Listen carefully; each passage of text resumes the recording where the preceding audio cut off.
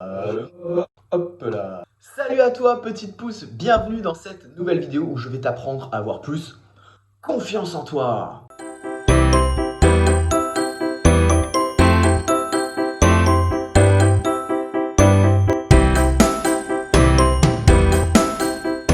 Alors peut-être que si tu regardes cette vidéo, c'est que parfois tu te trouves peut-être un petit peu nul, que tu te dévalorises, que tu te dis que tu n'y arriveras pas ou que tu te dis que tu as vraiment zéro confiance en toi. Eh bien déjà, je tiens à te rassurer, j'étais dans la même situation que toi avant et tu n'es pas le seul. Il y a beaucoup d'enfants ou de jeunes qui malheureusement manquent de confiance en eux. Maintenant, la bonne nouvelle, c'est que la confiance en soi, c'est un petit peu comme un muscle. Ça peut se développer, ça peut se construire. Donc si tu es OK, je t'invite à rester attentif le temps de cette vidéo car je vais t'apprendre à muscler ta confiance en toi. Alors, face à une difficulté, face à un problème, tu as deux solutions, deux attitudes. Soit tu adoptes l'attitude du zéro, soit tu adoptes l'attitude du héros. Donc je vais t'expliquer ces deux attitudes et tu vas voir pourquoi l'attitude du héros va t'aider à avoir plus confiance en toi. Imagine que tu n'arrives pas à faire un exercice de maths. Tu te dis que c'est trop compliqué, que tu n'y arriveras pas, que de toute façon tu es nul en maths et que tu as que des mauvaises notes et tu commences par te décourager. Lorsque tu es comme ça, tu es plutôt dans l'attitude du zéro.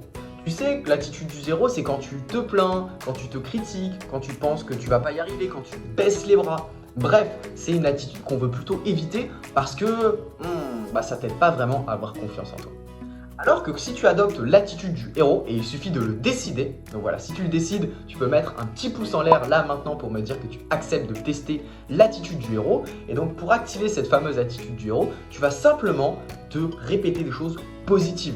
Tu vois, au lieu de te dire que tu es nul et que tu vas pas y arriver, tu vas plutôt chercher des solutions.